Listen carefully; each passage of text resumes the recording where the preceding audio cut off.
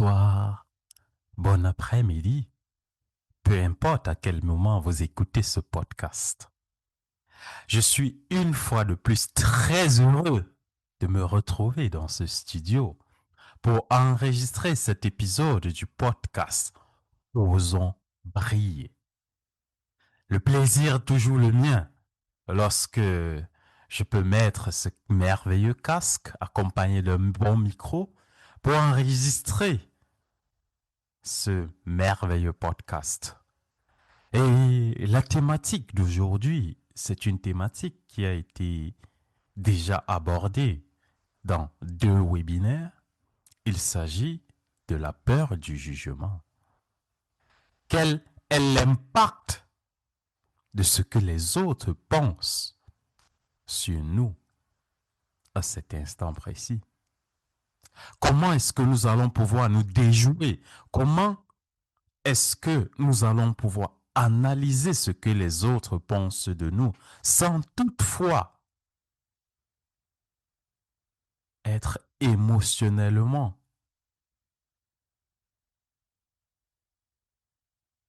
engagé avec ce qu'ils disent? Parce que ce que les autres disent, c'est ce qu'ils disent, c'est ce qu'ils perçoivent, c'est ce qu'ils ressentent au-dedans d'eux. Mais tout cela n'a rien à voir avec toi. Donc, c'était déjà là la phase introductive. Comme j'ai dit toujours, c'est toujours un merveilleux plaisir de me retrouver ici en studio pour enregistrer ce podcast. Et j'espère qu'aujourd'hui, je pourrai même télécharger la vidéo pour que d'autres personnes puissent me voir sur YouTube ou sur Spotify, peu importe où vous écoutez ce podcast. Donc, allons-y dans le vif du sujet. La peur du jugement.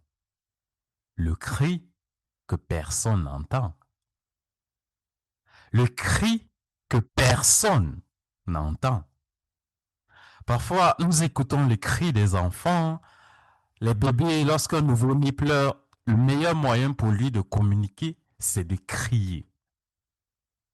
Il crie. Lorsqu'il a faim, il crie. Lorsqu'il est en joie, il crie. Peu importe ce qui se passe à l'intérieur de lui, peu importe ce qu'il ressent intérieurement, le moyen pour lui de communiquer, c'est de crier. Parce que lorsqu'il crie, il attire l'attention vers lui. Et attirer l'attention vers lui, vers soi-même, c'est l'un des premiers besoins de chaque être humain. Parce que nous sommes, depuis le bas âge, avons été éduqués à laisser les autres prendre conscience que nous sommes là.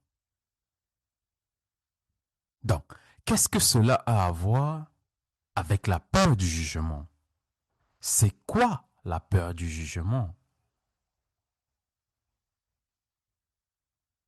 Avant d'entrer dans le vif du sujet, il y a une citation que j'ai lue et j'aimerais ici la partager avec mes auditeurs. La plus grande prison dans laquelle vivent beaucoup de gens est la peur de ce que les autres pensent. Je répète une fois cette citation. Elle est de David Icke. Il dit ceci. La plus grande prison dans laquelle vivent beaucoup de gens est la peur de ce que les autres pensent. C'est c'est la peur la plus partagée, c'est la peur la plus visible, c'est la peur la plus vécue dans notre humanité en ce jour. Pourquoi est-ce que le jugement d'autrui nous affecte tellement? Pourquoi est-ce que ce que les autres pensent de nous est tellement... Nous, nous- je ne sais même, je perds même parfois les mots. Mais ce que les autres disent, nous les prenons pour vérité. Nous prenons cela pour vérité sans toutefois s'en rendre compte que cela il donne un jugement par rapport à une situation donnée, par rapport à les lunettes à travers lesquelles même perçoivent la vie. Donc, pourquoi avons-nous si peur du jugement?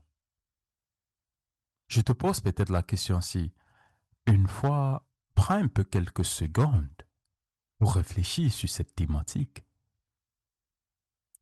Pourquoi as-tu si peur du jugement?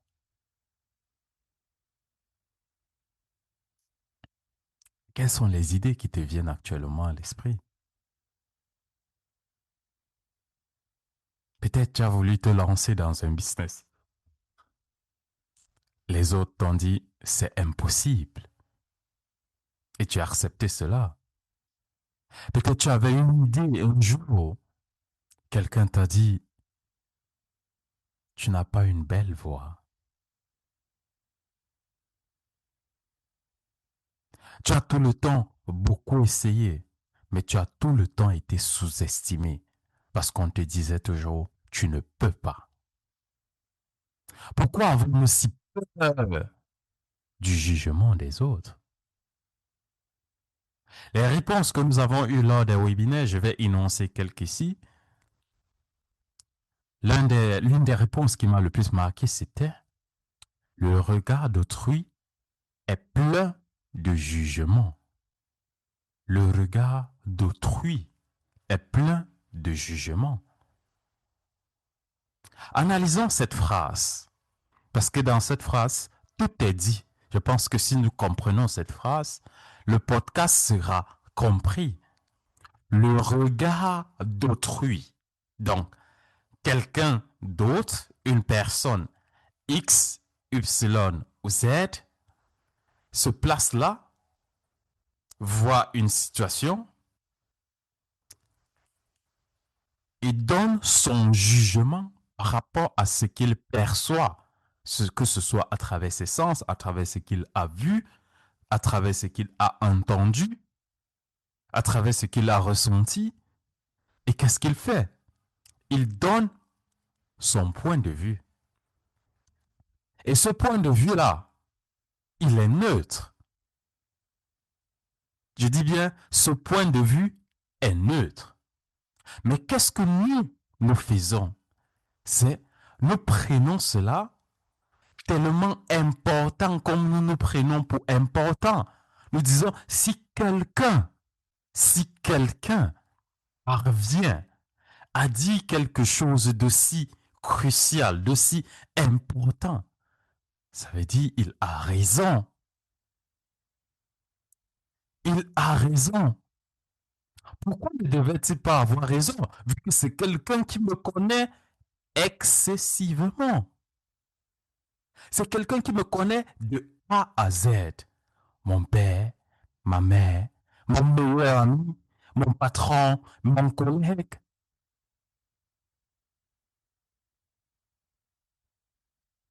Mais est-ce que tu as perçu cela comme juste son point de vue?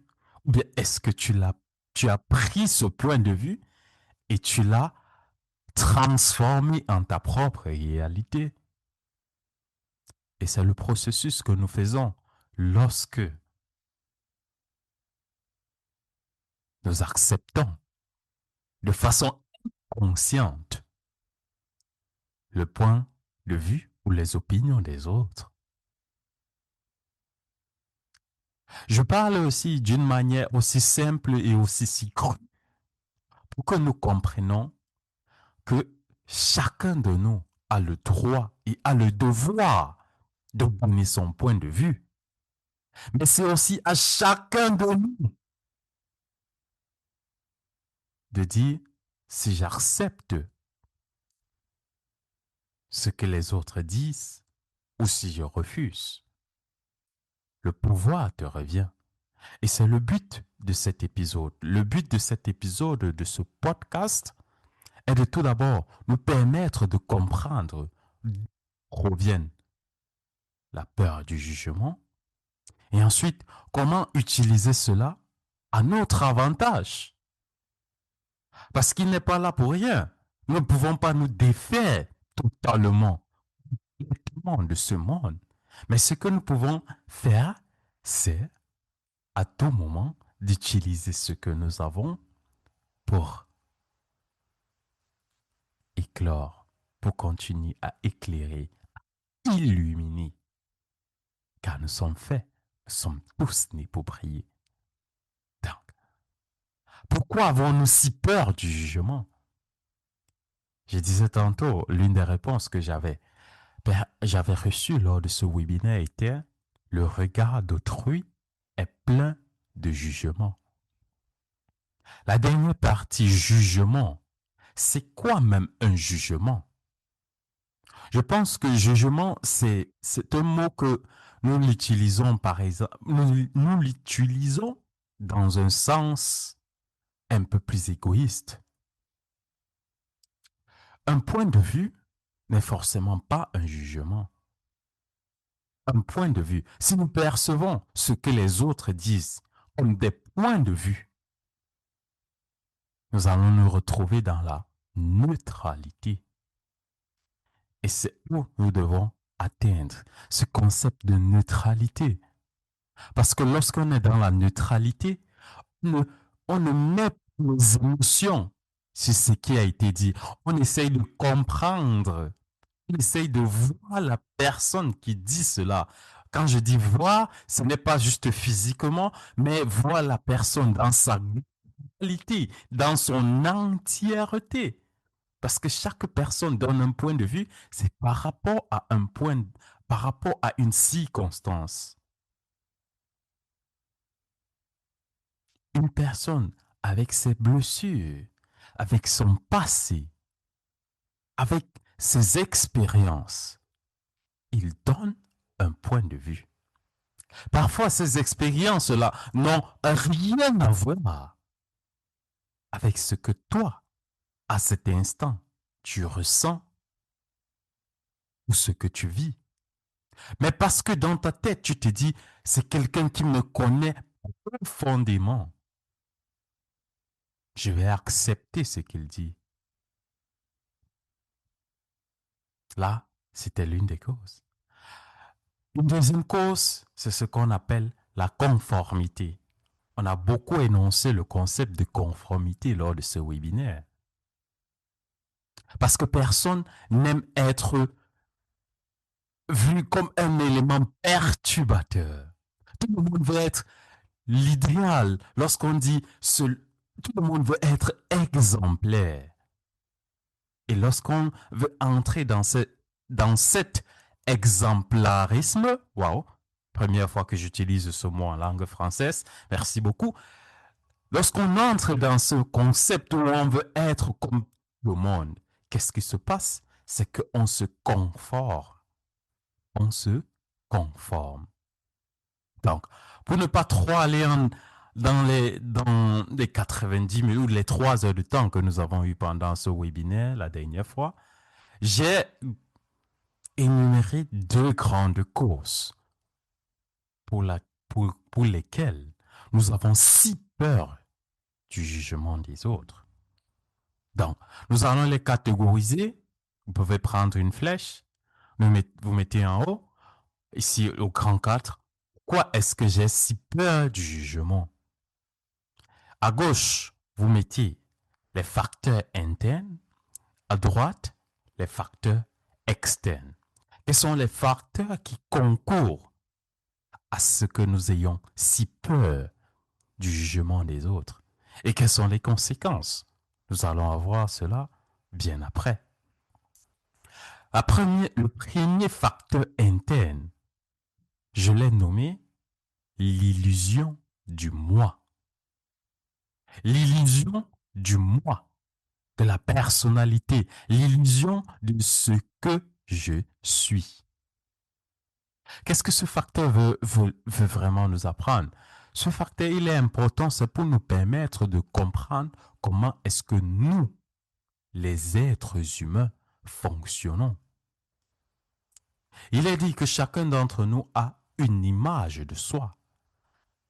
Chacun d'entre nous personnellement à sa façon dont il se perçoit. Certains se perçoivent sans force, sans manque de confiance, avec un très grand manque de confiance en eux, avec une personnalité instable. Certains s'identifient même avec les maladies.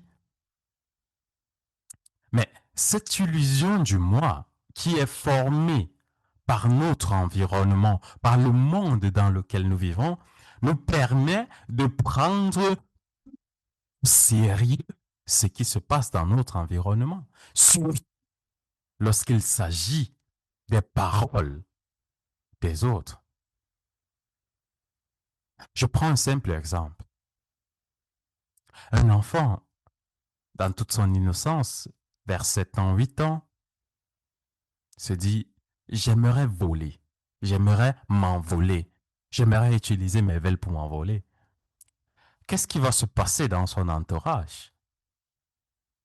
On va lui dire, sois réaliste, arrête de rêver.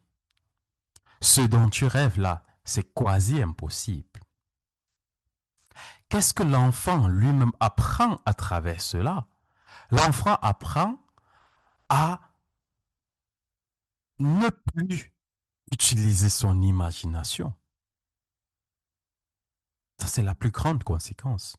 Ça veut dire, l'illusion qu'il avait de lui, il se voyait déjà en train de voler. Peut-être qu'il a vu un dessin animé, ou bien il a vu un dessin animé, il voulait avoir les super pouvoirs, par exemple, comme Sangoku, ou bien comme Vegeta, je ne sais plus trop. Mais pour lui, il a cette référence. Et il se voit déjà là-bas.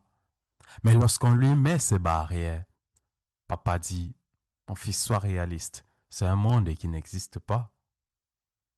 Ses frères et sœurs lui disent, ah, n'essaye même pas, tu vas te casser les pieds. Donc, l'enfant apprend à capter tout ce qui est dit dans son environnement vérité. Tout ce qu'on lui dit, tout ce que les autres ou les plus proches autour de lui disent, demeure vérité. Et c'est ainsi qu'il apprend. Et c'est ainsi qu'il apprend à donner de l'émotion, à donner encore plus de vie à ce que les autres vont dire de lui.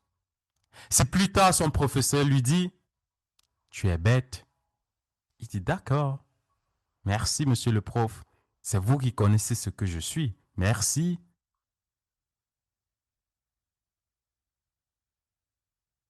Et on sait tout ce qui se passe bien après. C'est entrons dans le deuxième facteur interne. Le deuxième facteur interne est le conditionnement. L'exemple de l'enfant tout à l'heure, c'est un parfait exemple. L'écosystème dans lequel nous avons grandi, nous avons été conditionnés à pas mal de choses. Nous avons été conditionnés à beaucoup de choses et jamais à qui nous sommes vraiment. J'aime toujours prendre l'exemple, et c'est un exemple un peu plus banal. Il s'avère banal, mais avec beaucoup de réflexion. C'est vrai. Dans une dictée, lorsqu'on faisait les cours de français au lycée, lorsque tu avais 10 fautes de grammaire, 10 fautes de grammaire, un verbe mal conjugué, des, des, des déclinaisons qui n'ont pas été respectées, des virgules, des ponctuations mal formées. Lorsque tu faisais des fautes de grammaire, 10 fautes de grammaire, tu étais à -20. Tu devais le professeur. Si on continue à corriger ta copie. Et c'est ainsi que dès le bas âge, nous avons été conditionnés à ne jamais faire des erreurs. Parce qu'on sait que faire des erreurs, c'est, on va être rient en classe, les camarades vont se moquer de nous parce que nous avons eu 0 en français. Et inconsciemment, nous enregistrons ce système-là dans notre tête. C'est je ne dois jamais faire d'erreur. Il y a beaucoup d'exemples. Toi, regarde ta propre vie à cet instant précis. Pose-toi la question. Pose-toi la question. Comment ai-je été conditionné?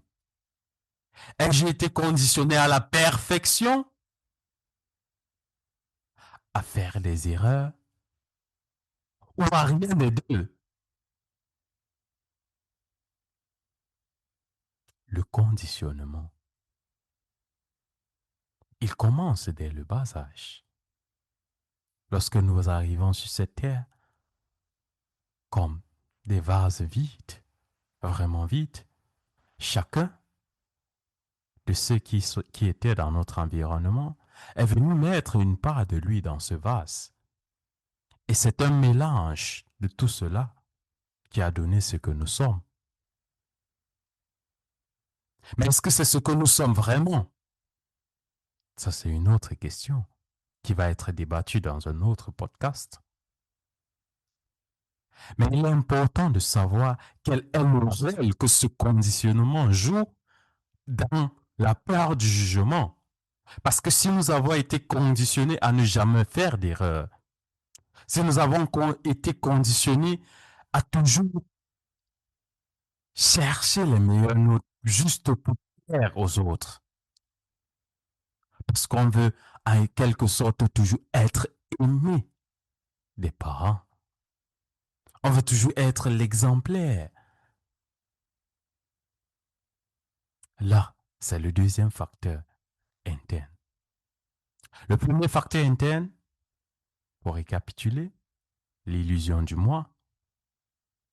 Le deuxième, le conditionnement. On peut ajouter à cela des croyances qui naissent des expériences. Parce que chacun d'entre nous, plus le temps passe, plus il développe sa conscience, remet en question les expériences qu'il a vécues. Par conséquent, remet en question ses croyances. Si nous croyons qu'autrui a raison sur nous, autrui aura toujours raison. Mais si nous mettons cette pensée, si nous mettons cette croyance en doute, nous disons, est-ce que autrui ressent ce que moi je ressens? Est-ce que autrui a tous les détails de la situation dans laquelle je me trouve? Où je dois accepter ce qu'il dit? Est-ce qu'il n'y a pas un facteur qu'autrui n'aurait pas avant de donner son point de vue? Nos expériences, nos croyances, surtout même les croyances, parce que les croyances proviennent des expériences. Lorsque nous croyons que quelque chose est vrai, la chose va toujours et toujours se manifester. Là, il s'agissait des facteurs internes. Que se passe-t-il à l'extérieur de nous? Nous avons vu que ces facteurs internes sont tout ce qui se passe en nous. Tout ce qui se passe en nous. Ça, c'est sans que quelqu'un extérieur ne s'en rende compte. Mais comment est-ce que les autres, ou bien quels sont les facteurs externes qui ont conduit à ce que nous, moi ou toi, à cet instant précis, aient si peur de ce que quelqu'un va te dire? Donc, le grand facteur externe est ce que j'appelle l'environnement. Dans environnement, je mets ce qui peut entrer dans environnement. Parce que l'environnement, ce n'est pas seulement la maison dans laquelle nous vivons, mais c'est aussi les personnes avec qui nous marchons, les personnes que nous suivons même sur les réseaux sociaux, les personnes pour qui nous prenons pour mentors, les personnes pour qui que nous prenons pour professeurs, toutes ces personnes-là ont eu de façon directe ou indirecte un impact sur la personnalité que tu es aujourd'hui. Que ce soit ton conditionnement, que ce soit même les pensées dominantes que tu as actuellement, ton environnement y est pour quelque chose. Parce que s'il est dit, tu es la somme des 5 personnes avec lesquelles tu marches le plus souvent. Marcher même, c'est trop dit. Tu es la somme des 5 personnes avec lesquelles tu es le plus en contact. Peut-être à cet instant précis, tu as un déclic dans ta tête, tu as un déclic. Et si tel est le cas, mais pause sur cet audio ou sur cette vidéo et sors la liste des 5 personnes avec lesquelles tu es le plus en contact. Et tu verras quels sont les styles de pensée que tu as, comment ces personnes-là t'affectent dans le choix que tu vas faire et quel est l'impact même que tu as avec ce sentiment d'appartenance à ce groupe-là. Tout cela contribue, entre dans la cage des facteurs externes. En facteur interne, nous avons parlé de l'illusion de moi, l'illusion du moi, du conditionnement, des expériences et des croyances. En facteur externe, nous avons vu l'impact de l'environnement, du conditionnement, des pensées dominantes et le sentiment d'appartenance à un groupe. Ce sont les facteurs qui nous ont poussés à avoir si peur du jugement des autres. Maintenant, survivre à cela, qu'est-ce que nous avons fait pour éviter le jugement des autres, vu que ces jugements-là sont si personnels? Ce qu'ils disent là, c'est comme cette fléchette dans le cœur. Nous avons trouvé, du moins, nous avons développé une solution merveilleuse qui est le port du masque. Nous avons décidé à cet instant précis, vu que le jugement des autres est si important et que nous ne voulons pas écouter cela, nous avons décidé de nous conformer. Nous nous conformons.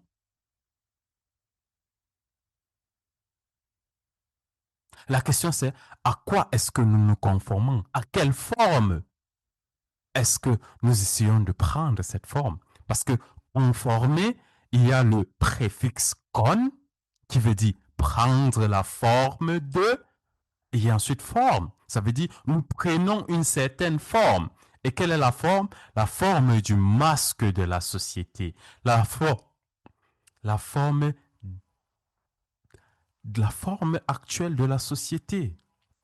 Le port du masque pour ne plus voir la vérité en face, juste parce qu'on veut éviter le jugement des autres. C'était la meilleure des solutions pour nous. Les conséquences sont innombrables. Nous agissons en dessous de nos potentiels. Nous souffrons de dépendance émotionnelle. Nous détruisons même les ressources que nous avons à notre disposition. Nous, les êtres humains, au lieu de continuer à être des êtres humains, nous sommes devenus des robots, voire des machines. L'une des conséquences les plus graves est la perte de son identité. Nous les êtres humains, à travers ce port de masque, à travers cette conformité, nous avons perdu notre identité.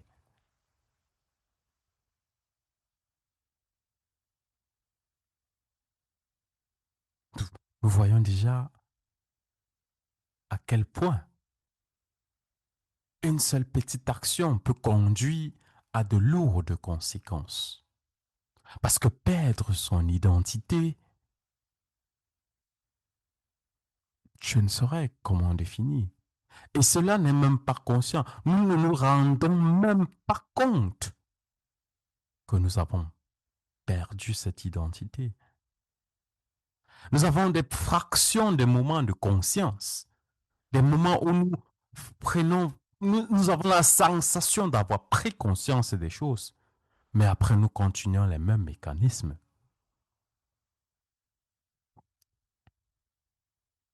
Le port du masque comme solution pour éviter le jugement des autres, pour éviter le jugement des autres, nous avons décidé de nous conformer.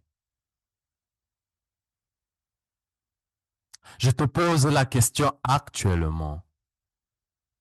Jusqu'à quand vas-tu continuer à te conformer? Jusqu'à quand vas-tu continuer à te conformer?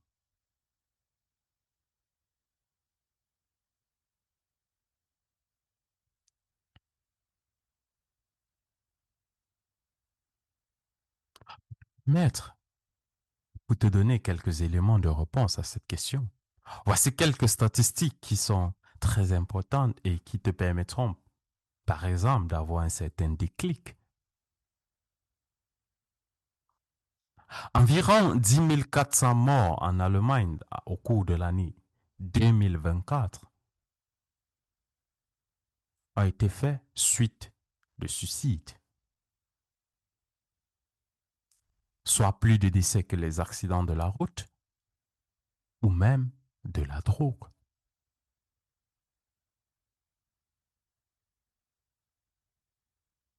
Et de ces 10 400, environ 72% sont les hommes.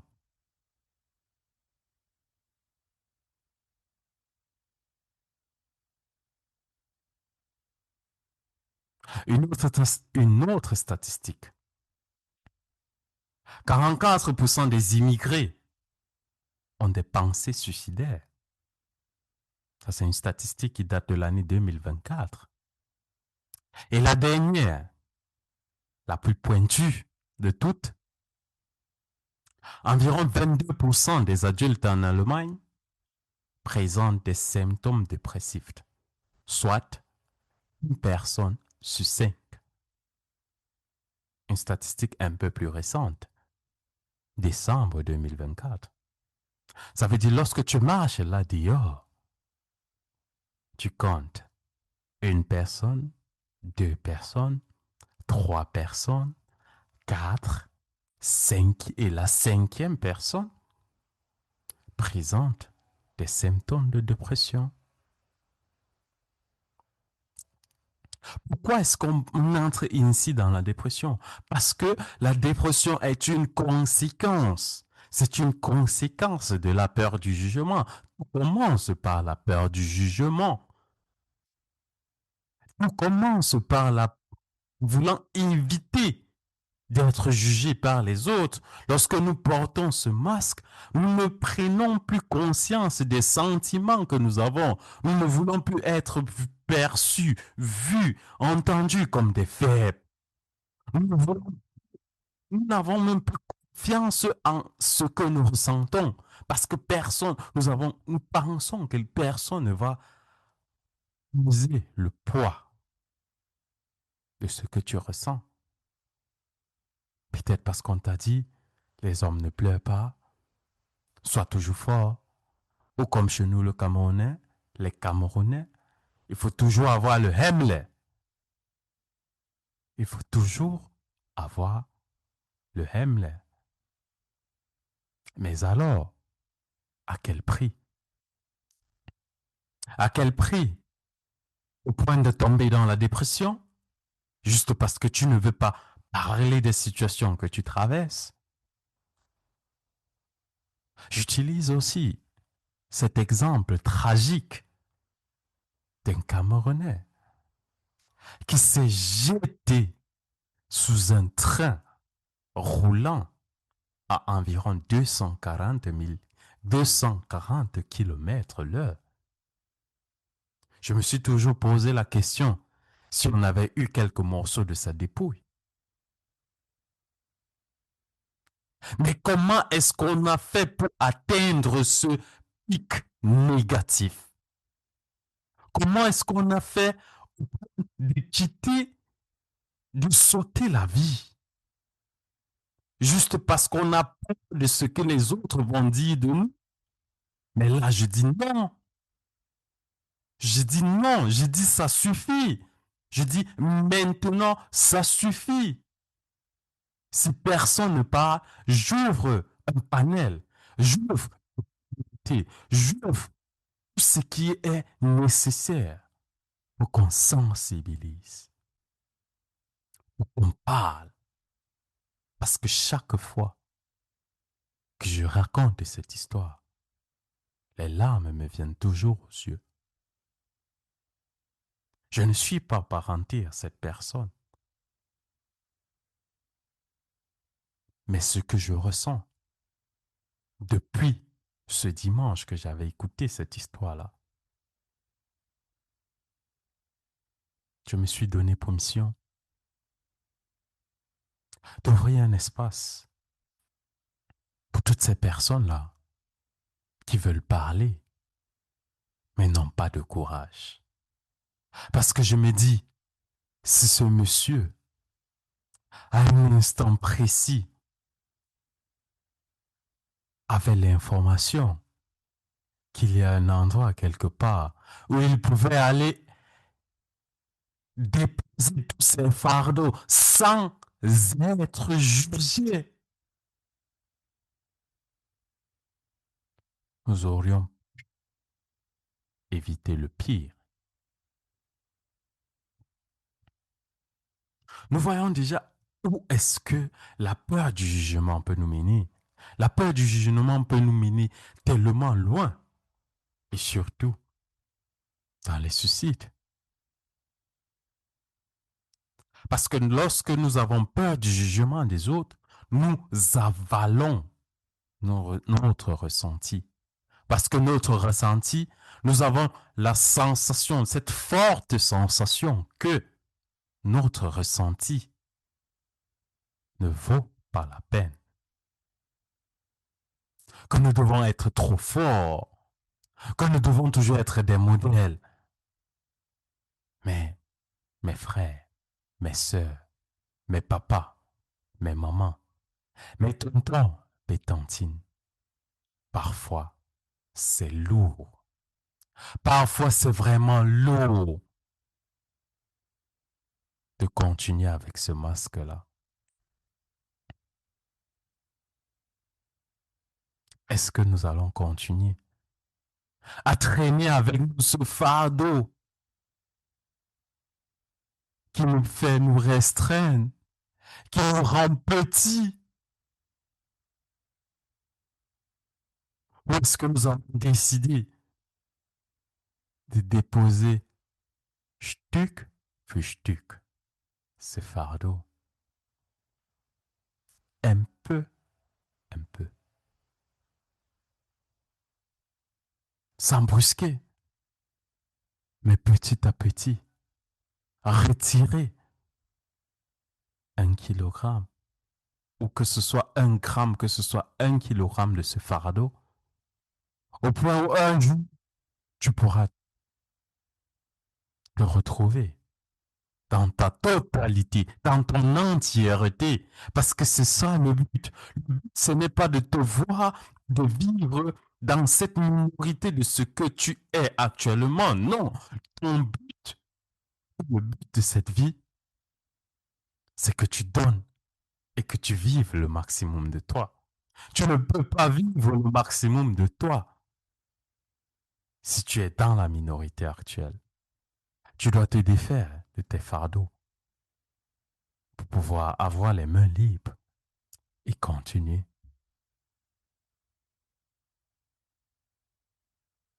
Et ce cri, c'est ce cri-là, ce cri silencieux dont nous avons parlé, ce que les autres pensent de nous. La peur d'être vu comme un faible, les difficultés à demander de l'aide, les attentes sociales, la santé mentale qui est encore vue comme un tabou dans notre société, dans notre communauté. Dire que je ne vais pas bien est encore perçu comme un tabou dans notre société. Tout ça parce qu'on doit avoir le Hemler. Mais moi, je suis sûr que ce frère qui s'est jeté sur ce train à grande vitesse avait aussi le Hemler. Parce que tout bon Camerounais a cela, oui. Mais pourquoi ne pas l'utiliser vraiment dans le bon sens du terme? Non pas seulement lorsque les choses vont mal.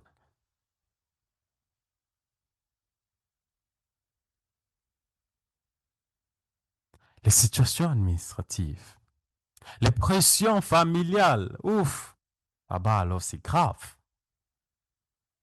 Je dois réussir le plus rapidement possible. Je dois me marier avant l'âge de 28 ans. Je dois, parce que ma mère, mon père, parce que ma soeur est déjà, mon frère est déjà. La comparaison,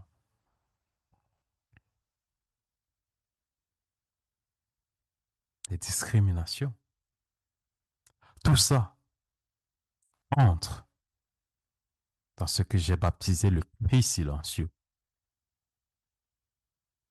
La liste n'est pas exhaustive. La liste n'est pas fixe ici. Chacun d'entre nous, chaque personne qui écoute ce podcast a des éléments qu'il peut ajouter à cela. Mais j'aimerais juste te rappeler que derrière chaque tu es faible se cache un je suis fatigué. Mon cœur est lourd. Je n'ai plus la force. Je suis de trop. Je serai vu comme un faible, comme un incapable. J'étouffe. Pourquoi parler? Les autres ont probablement leurs soucis. Je suis toujours le problème. Je dérange à la limite.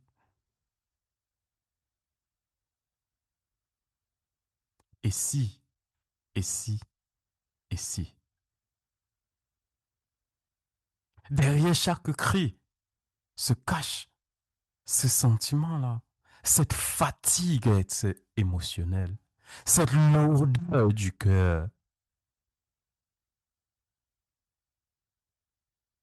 cette sensation d'étouffer intérieurement. Mais j'aimerais te dire, à travers ces mots, qu'il y a des ressources qui te permettent de te retrouver, qu'il y a des ressources qui te permettent de retrouver ton plein pouvoir pour pouvoir non seulement sortir de cette phase de dépression ou cette phase dépressive, mais aussi retrouver ton plein pouvoir. Pour ceux qui résident en Allemagne, et je le fais exclusivement pour la communauté africaine ou la communauté camerounaise, et qui n'ont pas Ceux qui veulent contacter, il y a ce qu'on appelle téléphone Seelsorge.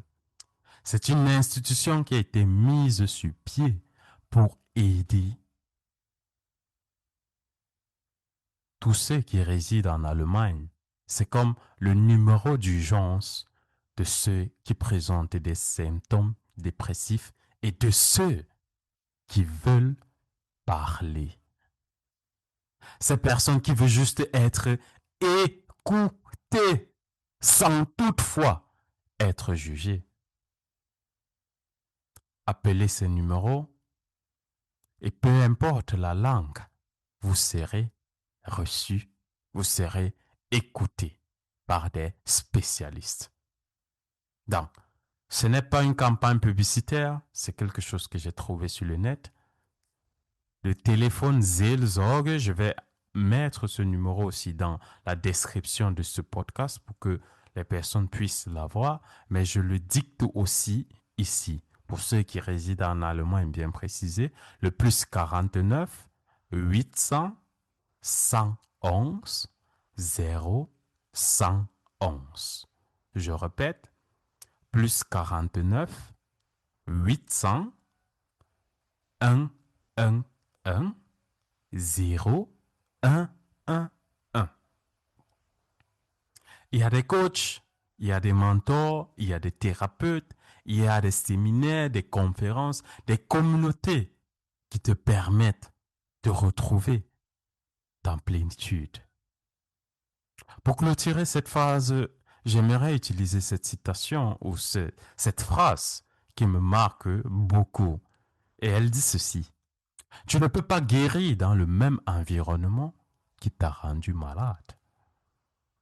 Tu ne peux pas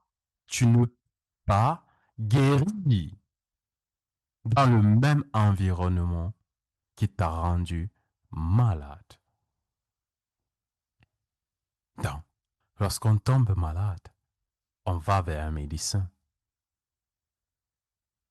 Mais les maladies mentales, ou lorsqu'on est en souffrance émotionnelle, les signes sont parfois pas visibles, mais elles se ressentent, ces signes se ressentent intérieurement, intrinsèquement. Et c'est un environnement. Si cet environnement-là est malade, tu as le droit de demander de l'aide, tu as le droit de changer d'environnement pour retrouver ta plénitude, pour retrouver ta santé mentale. Donc, j'ai parlé de retrouver son pouvoir intérieur, j'ai parlé de retrouver sa plénitude en utilisant une méthode que je la baptise voir. Nous allons définir ici le mot pouvoir. C'est quoi le pouvoir du concept aux ombriers? Le P, c'est prendre conscience. Nous devons prendre conscience à chaque instant de nos vies. Prendre conscience de nous, où nous sommes, d'où nous venons, d'où est-ce que nous voulons aller, ce qui nous a conduit à où est-ce que nous sommes au jour d'aujourd'hui, émotionnellement, physiquement, mentalement. Toujours prendre conscience. Ensuite, nous devons oser parler. Il faut oser parler. Le calme n'a jamais résolu quelque chose. Le silence détruit plus. Parler d'un problème, parler d'une situation qui parfois savait tabou, te libère et te permet d'éviter le pire. Parce que lorsque tu restes silencieux, tu es dans un cercle vicieux, des pensées, et ces pensées-là deviennent dominantes au point où tu as la conviction que seules ces pensées-là sont réelles et vraies. Pourtant, en parlant, tu as la possibilité d'avoir d'autres perceptions de la situation ou de la chose. Ensuite, la prochaine étape, c'est d'utiliser ces ressources. Nous sommes au 21e siècle. Nous avons énormément de ressources en main, mais nous les gâchons juste parce que nous ne voyons pas souvent l'importance, ou du moins nous n'avons pas encore pris conscience de l'importance de ces ressources, que ce soit les ressources humaines, que ce soit les ressources mentales, que ce soit les ressources physiques, que ce soit même les ressources naturelles. Nous devons à tout moment utiliser nos ressources à bon escient. La prochaine étape pour le pouvoir, c'est de valoriser son identité. Nous avons vu tout au long de ce podcast que le port du masque nous a fait perdre notre identité. Ça veut dire, nous vivons selon une forme qui a été définie par quelqu'un. Et lorsque nous vivons selon cette forme-là, nous ne pouvons pas être nous-mêmes, nous ne pouvons pas retourner à notre identité de base.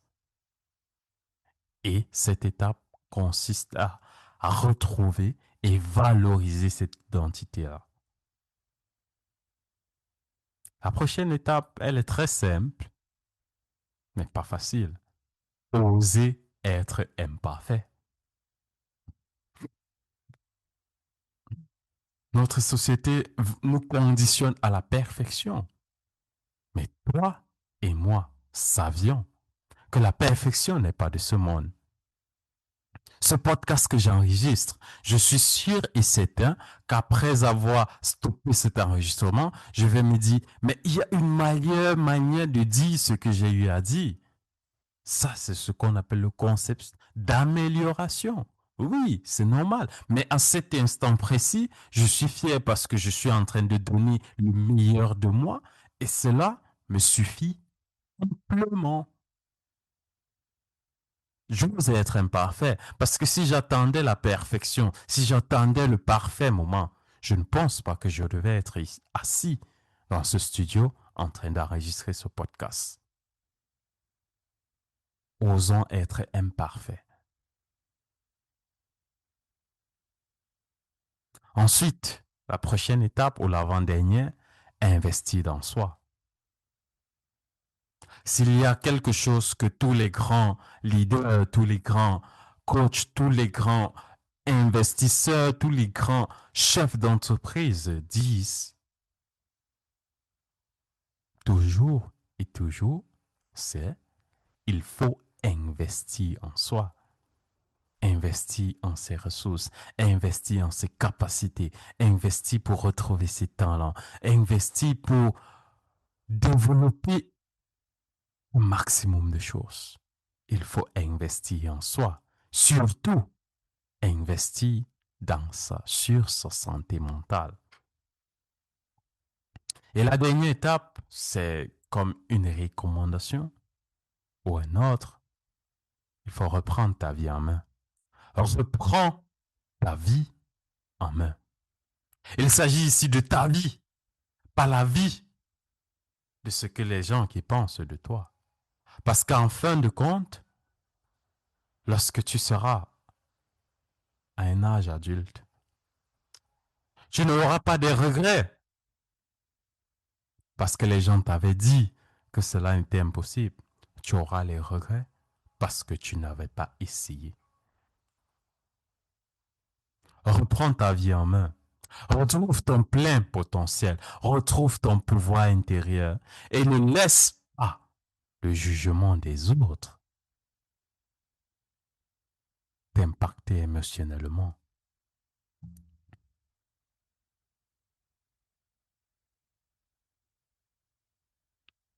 Pour clôturer, j'aimerais dire à notre communauté, j'aimerais encore attirer l'attention des communautés africaines et camerounaises en particulier. La santé mentale n'est pas un sujet tabou. La santé mentale n'est pas un sujet tabou. Dire à quelqu'un je ne vais pas bien n'est pas une faiblesse. C'est un signe d'authenticité et de responsabilité. Parler de toi, parler des émotions ne fait pas de toi un faible. Cela montre simplement que tu es authentique.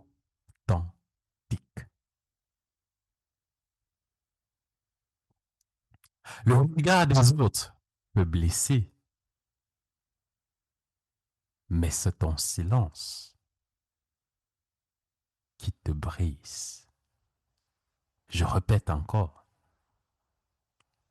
le regard des autres peut blesser, mais c'est ton silence qui te brise.